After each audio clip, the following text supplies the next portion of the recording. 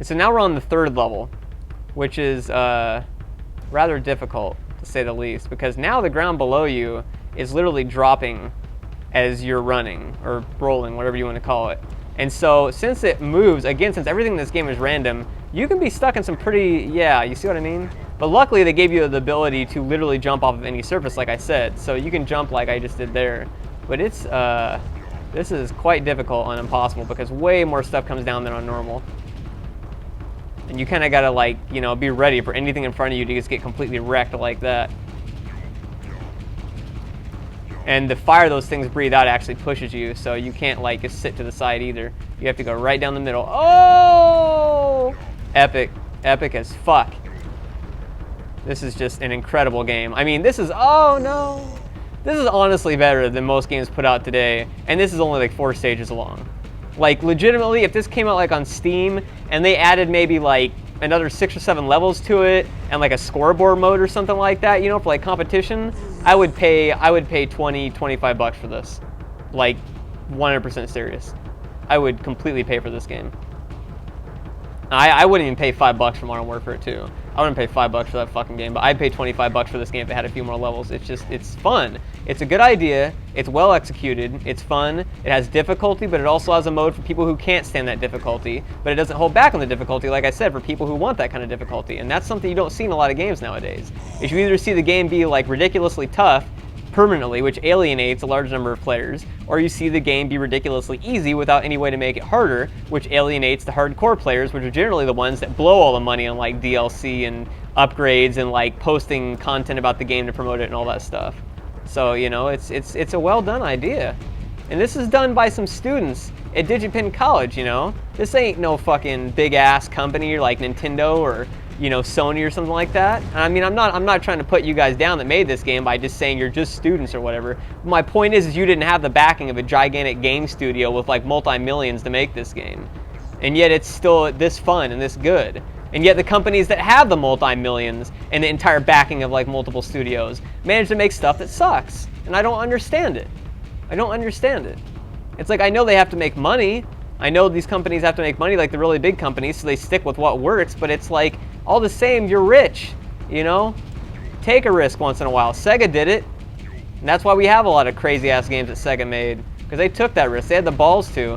And now Nintendo is basically like the new Sega now with like some of the risks they're taking. Like with the Wii U and stuff like that, man, that's either going to be like the biggest explosion of like, you know, video game renaissance or whatever else, or it's just going to totally tank. And I don't think Nintendo's going to like go bankrupt because of it, but they're going to get hurt pretty bad if that goes one way or the other. It's basically going to go one way or the other. Either Nintendo's going to usher in a new age of like standards for video games with the way the controllers go and everything, or it's just going to totally tank. It's going to be like another Virtual Boy, except even worse. Because it's like, this is like a flagship system. This isn't like the Virtual Boy, you know. But I got to commend Nintendo for taking that risk, for trying something new, you know.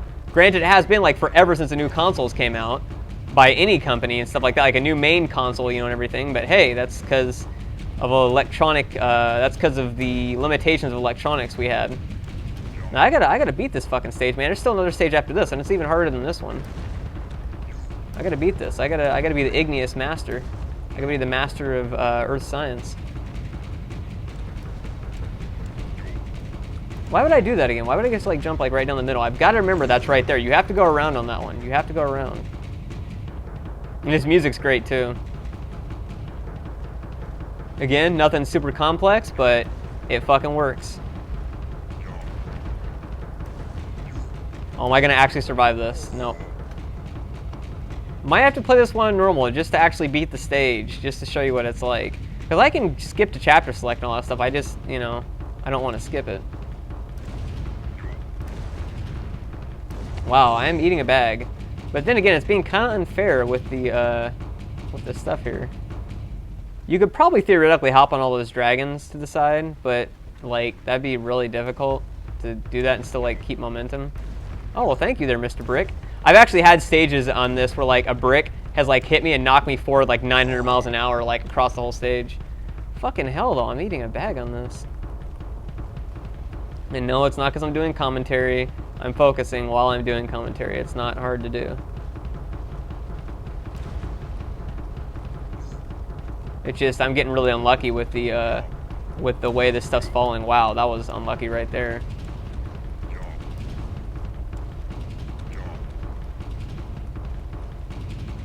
Whoa, motherfucker.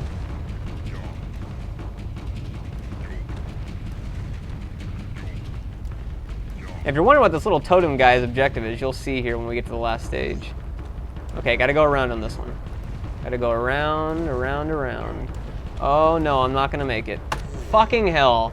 Fucking dick shit fuck. Boom, boom, boom, boom, boom, boom, boom, boom, boom, boom, boom, boom, boom.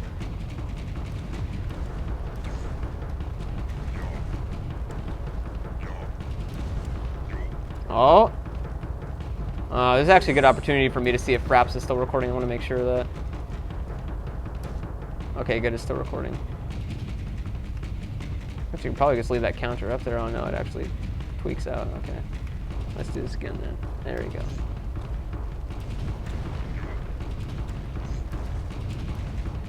Come on. Give me something I can work with. You're just annihilating the landscape before I can even do anything about it.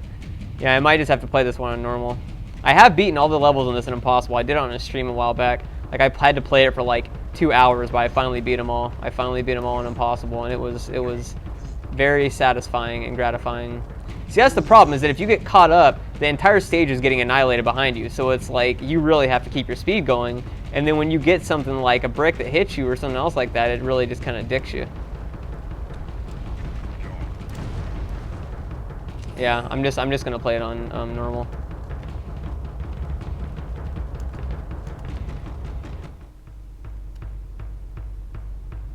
Because I don't want to make this video like 80 years long of me trying to do like the exact same thing.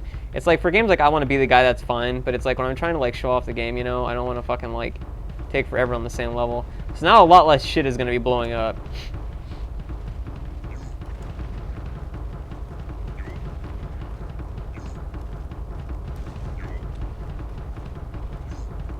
Yeah, see, it's much more land is left.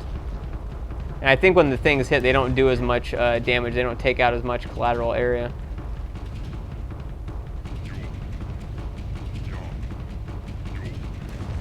Oh my god.